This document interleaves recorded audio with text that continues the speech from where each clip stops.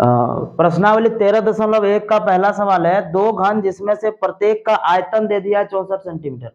आयतन क्या होता है, उस घन की कैपेसिटी कितनी है वो दे दिया है 64 सेंटीमीटर क्यूब, और इसका संलग्न फलक माने दोनों को जोड़ करके एक बड़ा घनाभ बना जाएगा। याद रखेगी, घन जो होता है वो वर्ग से बनता है, वर्ग की चारों भुजा क्या होता है, बराबर होता है। वर्ग की चारों भुजा जब बराबर होगा तो इसकी घन का प्रत्येक भुजा बराबर हो गया। घन का सूत्र बोला, देखा नहीं तुम लोग वीडियो, देखा होगा तो उसमें 6 भाग होता, और 6 भाग का घन का 6 भाग होगा ना, 6 सरफेस, और 6 सरफेस सब सरफेस क्या होगा, बराबर होगा। घन का सभी सरफेस बराबर होगा। लेकिन घनाभ में वो नहीं होता है। घनाभ में क्या होगा, लंबाई अलग, चौड़ाई अलग, ऊंचाई अलग हो सकता है। बात समझ में आ रही है। तो यहाँ पे ये है, और घनाभ जो बनता है वो आयत से बनता है। क्या चीज से बनता है, आयत से। तो आयत का लंबाई चौड़ाई अलग अलग होती है, जबकि इसका फिक्स होता है, इसका जो भी होगा एक ही होगा। ठीक है।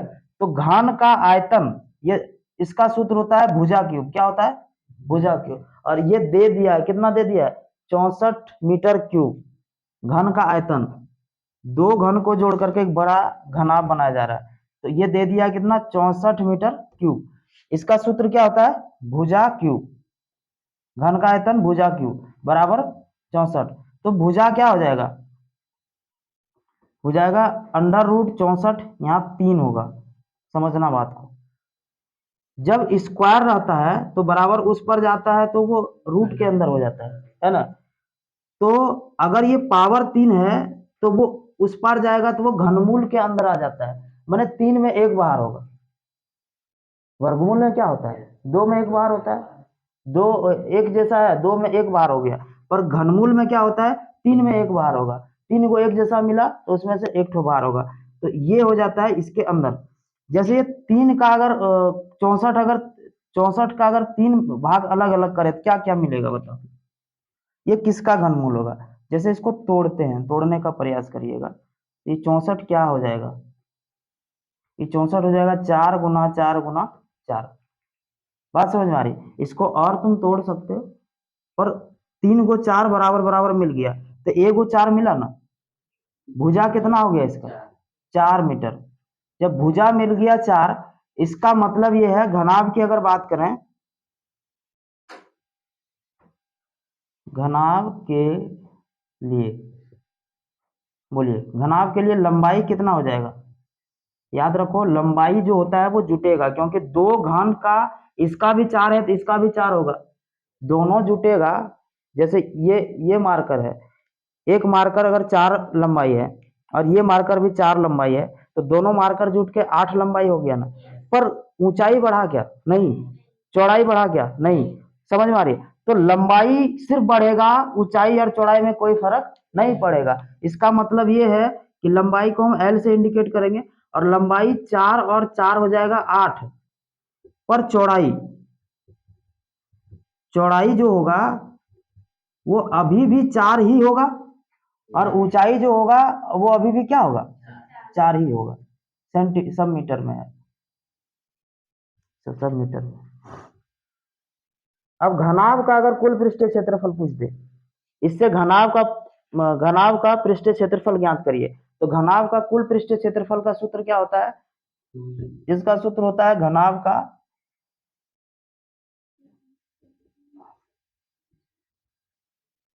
कुल पृष्ठीय क्षेत्रफल। इसका सूत्र तो कहां तक जा रहा है, यहां तक जा रहा है, नहीं आ रहा है। अच्छा,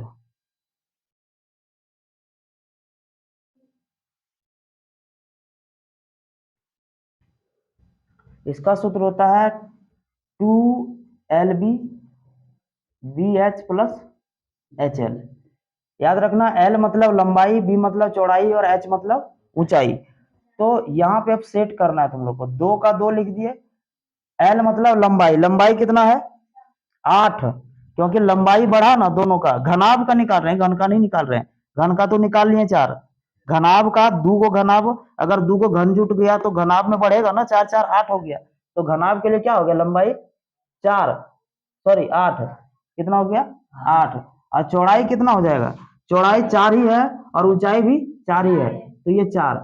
याद रखना, ये दोनों हो गया ना यहाँ पे, प्लस बी और एच, बी फिर से 4 और एच फिर से ऊंचाई कितना 4, और फिर एच और एल, एच कितना 4, एल कितना 8। बस इसको हो गया, इतना तुम लोग का काम हो गया, आधा काम। ये दोनों गुना हो गया 32 और ये दोनों गुना हो गया 16, ये दोनों गुना हो गया 32। ठीक है, तो इसको गुना करेंगे, जोड़ दो इसको। अब इसको जोड़ेंगे 2 और 6, 8, 8 और 2 10, 10 का 0, 3 और 1 4, 4 3 7, 7 और 1 बाकी 8। यहाँ ब्रैकेट के आर पार जब कोई चिन्ह नहीं होता है तो वो गुना का संबंध होता है, तो हो जाएगा 160 मीटर स्क्वायर। यही आंसर आ गया, यानी कि वर्ग का जो पृष्ठीय क्षेत्रफल होगा वो क्या होगा 160 मीटर स्क्वायर। समझ में आई बात? चलिए उतारिए।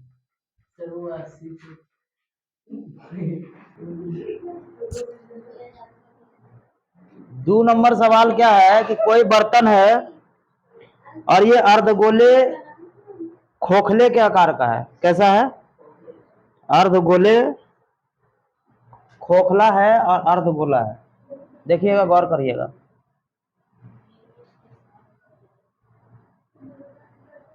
ये मान लो अर्धगोला हो गया और इसके ऊपर एक और खोखला बेलन लदा हुआ है, अध्यारोपित है।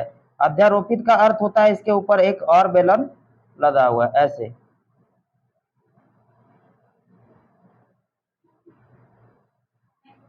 दोनों खोखला है। खोखला का अर्थ ये है कि दोनों के ऊपर नीचे जो है वो ढक्कन नहीं लगा हुआ है। जैसे ये मान लो अगर ड्रम है तो ड्रम के ऊपर खोखला, अगर ढक्कन नहीं लगा है, पीछे भी नहीं लगा है, तो क्या हो गया? ये हो गया खोखला। और तो खोखला होता है तो उसका जो है पार्श्व पृष्ठीय क्षेत्रफल निकलता है, यानी कि कुल पृष्ठीय क्षेत्रफल नहीं निकलता है। बात समझना। बोलता है अर्धगोले का व्यास 14 सेंटीमीटर है। अर्धगोला का व्यास जितना होगा, ये व्यास जितना होगा उतना ही तो बेलन का भी होगा। इसका व्यास जितना हुआ उतना ही तो बेलन का होगा ना, तो बेलन का भी व्यास 14 सेंटीमीटर ही हो जाएगा। इस बर्तन की कुल ऊंचाई 13 सेंटीमीटर है। ये कुल ऊंचाई इस बर्तन की कितना है? 13 सेंटीमीटर। अब बोलता है इस बर्तन का आंतरिक पृष्ठीय क्षेत्रफल ज्ञात करिए।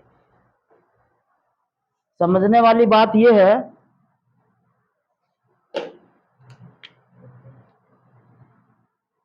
कि ये व्यास कितना दे दिया इसका 14। इसका अर्थ ये हुआ कि ये कितना हो गया त्रिज्या 7, तो नीचे भी तो ये 7 होगा, त्रिज्या तो हर जगह बराबर होगा। बात समझ आ रही है? तो त्रिज्या नीचे भी 7 होगा। इसका मतलब ये नहीं हुआ कि यहां से यहां तक 7 सेंटीमीटर होगा, तो ऊपर कितना बच गया 6, क्योंकि ये पूरे 13 न है, पूरे 13 है तो ये 7 हो गया तो ऊपर 6 बचेगा। तो बेलन की ऊंचाई कितना हो गया 6 सेंटीमीटर और अर्धगोला का त्रिज्या कितना हो जाएगा 7 सेंटीमीटर। अब थोड़ा सा इसका हम पूरा क्लियर कर लेते हैं। अच्छा, इसका वक्र पृष्ठीय क्षेत्रफल पूछा। वक्र पृष्ठीय क्षेत्रफल का मतलब है कि इसके ऊपर अगर हम कागज लगाए या फिर इसके अंदर, आंतरिक पूछेगा तो अंदर अगर कागज लगाए तो कहाँ कहाँ हमको लगाना पड़ेगा, या फिर किस किस चीज को हम लोग छू करके देख सकते हैं। तो अंदर का चारों तरफ ये छुआएगा और ये छुआएगा, तो वक्र पृष्ठीय क्षेत्रफल हो जाएगा। बात समझ में आ रही कि नहीं आ रही? तो वक्र पृष्ठीय क्षेत्रफल क्या होगा? क्या नाम है इसका? बर्तन। बर्तन का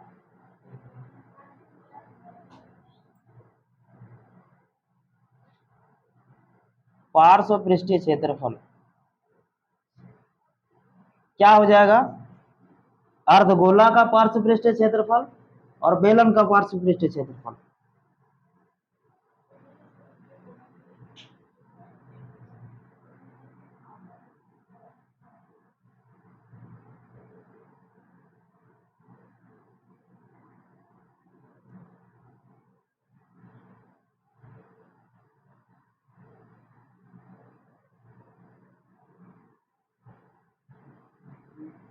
बात समझ में आ रहा है?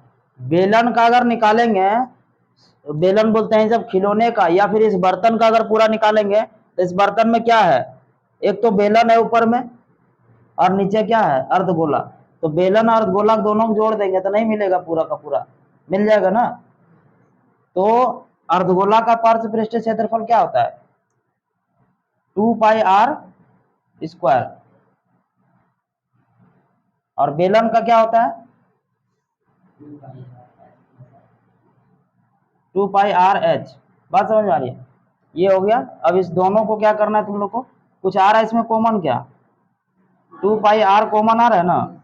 यहाँ r बच गया और यहाँ पे क्या बच गया? h बच गया। अभी दोनों का कॉमन ले लो। कॉमन ले लिया, इसका वैल्यू पुट करो, कितना हो जाएगा? 2 गुना 22/7 गुना r कितना है?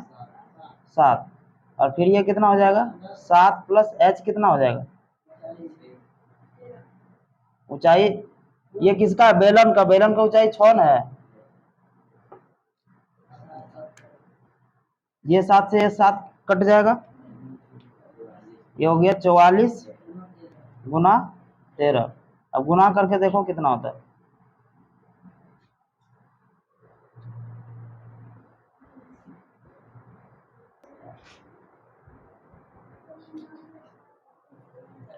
क्वेश्चन नंबर 3 क्या कहता है कि एक खिलौना त्रिज्या 3.5 सेंटीमीटर वाले एक शंकु के आकार का है। एक खिलौना है शंकु के आकार का। यहाँ देखिए ये शंकु, एक खिलौना है जो शंकु के आकार का है। इसको क्या कहेंगे? शंकु। और शंकु के आकार का ये खिलौना जो उसी त्रिज्या वाले एक अर्धगोले पर अध्यारोपित है। उसी त्रिज्या वाले एक अर्धगोले पर अध्यारोपित है। यानी कि एक अर्धगोला है और इसके ऊपर क्या है? एक शंकु अध्यारोपित है। ऐसे बात समझ में आ रही है? इसके ऊपर यह एक खिलौना है। इस खिलौने की संपूर्ण ऊंचाई मतलब यहां से लेकर यहां तक 15.5 सेंटीमीटर है। इस खिलौने का संपूर्ण पृष्ठीय क्षेत्रफल ज्ञात कीजिए। इसका त्रिज्या है 3.5। त्रिज्या कितना दे दिया है? 3.5। ये है 3.5। देखो यहाँ पे ये अगर 3.5 है तो इसका ऊंचाई ये भी 3.5 हो जाएगा। यहां से यहां तक 3.5 हो गया। तो ये कितना बच गया? अगर इसका ऊंचाई का बात करेंगे तो कितना बच जाएगा? ये अगर पूरा 15.5 है, 15.5 में 3.5 तो ये ऊंचाई है। तो ऊपर कितना बचा? 12.5। अरे बात समझ में? तो 12.5 किसका ऊंचाई हो जाएगा? शंकु का। और नीचे अर्धगोला का 3.5। अरे बात समझ में? लिखा हुआ है त्रिज्या 3.5 है। त्रिज्या 3.5 है तो नीचे भी तो 3.5 ही ना होगा इसका, क्योंकि इसका त्रिज्या हर जगह बराबर होगा। ये अच्छा तो 12 होगा। ये 12 हो जाएगा। जैसे नीचे 3.5 है, ये यहाँ 3.5 है तो ये भी तो 3.5 होगा। तो हर जगह 3.5 ही होगा ना गोला का। ठीक है, चलो सॉल्व करो। अब पूछा क्या है? इस खिलौना का संपूर्ण पृष्ठीय क्षेत्रफल। खिलौना का संपूर्ण पृष्ठीय क्षेत्रफल मतलब इस खिलौना को अगर तुम छूना चाहो तो कहां कहां से छू सकते हो? नीचे पूरा ये छुआ जाएगा और ऊपर छुआ जाएगा। मतलब यहाँ बीच में कोई वैसी बात नहीं, इसका वक्र होगा और इसका भी वक्र होगा। तो निकालेंगे हम लोग।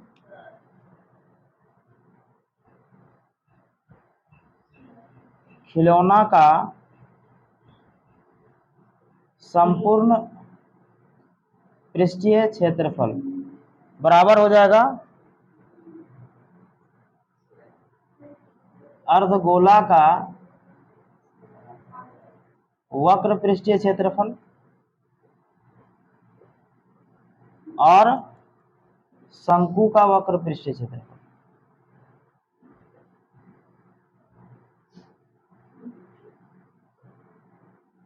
आ रही बात समझ में कि नहीं आ रही? एक चीज हमको क्लियर करो यहाँ पे कि वक्र पृष्ठीय क्षेत्रफल और संपूर्ण पृष्ठीय क्षेत्रफल का मतलब समझ में आ रहा है? संपूर्ण का मतलब ये है कि ये अगर कटोरी है कटोरी के ऊपर अगर तुम ढक्कन लगाते हो तो वो संपूर्ण कहलाएगा, ठीक है। और अगर ढक्कन नहीं लगा हुआ है तो वो क्या कहलाएगा, वक्र कहलाएगा, पार्श्व कहलाएगा। इसी प्रकार ये अगर शंकु है, इस शंकु के अगर नीचे ढक्कन लगा हुआ है तो वो संपूर्ण कहलाएगा। लेकिन क्या दोनों केस में ढक्कन लगाना है क्या? ढक्कन का कोई जरूरत ही नहीं, यहाँ पे काउंट ही नहीं होगा, ढक्कन ढक्कन काउंट होगा नहीं होगा। तो ढक्कन जब काउंट ही नहीं होगा तो इसीलिए यहाँ पे वक्र पृष्ठीय क्षेत्रफल को निकालना है, संपूर्ण नहीं निकालना है। तो इसका सूत्र क्या होगा, अर्धगोले का वक्र पृष्ठीय क्षेत्रफल 2 पाई आर स्क्वायर और शंकु का वक्र पृष्ठीय क्षेत्रफल होगा पाई आर एल।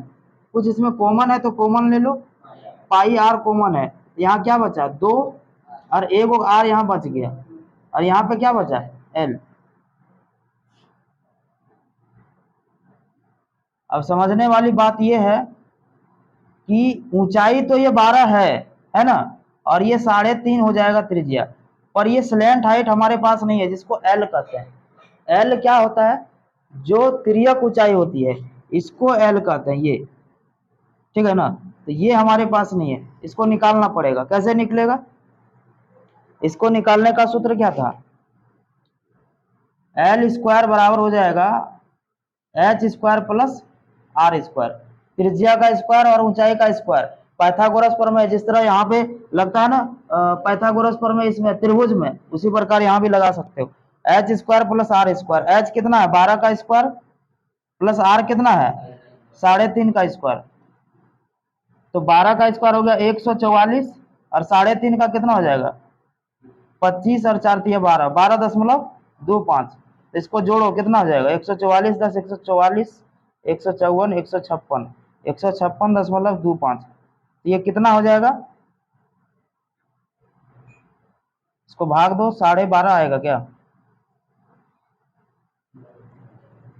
ये एल स्क्वायर है तो एल कितना निकल जाएगा, ये अंडर रूट जाएगा ना, अंडर रूट, ये अंडर रूट हो जाएगा एल बराबर 156.25। तो एल निकल जाएगा 12.5 मैंने 12.5। आ रही बात समझ में। तो ये एल हो गया, इसको थोड़ा चेक कर लो उसके बाद देखते हैं।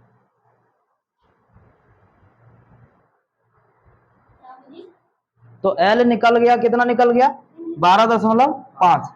तो यहाँ पे अब इसको पाई का मान 22/7, आर कितना है 3.5 और 2 आर फिर से यहाँ हो गया 3.5 और एल एल कितना हो जाएगा 12.5। इसको सॉल्व करना है, इसको पॉइंट हटा करके नीचे 10 डाल सकते हैं। अब कट जाएगा 7 एकम 7 7 पचे 35, 5 एकम 5 5 दूनी 10, ये 2 से 11 बार में कुल मिला करके यहाँ मिला क्या 11, और ब्रैकेट के अंदर 3.5 दूनी 7 हो गया, 12 और 7 19, 19 हुआ ना 19.5। इसको गुना कर लो कितना हो जाएगा, गुना करके देखो जो होगा वही आंसर होगा, गुना कर लीजिए।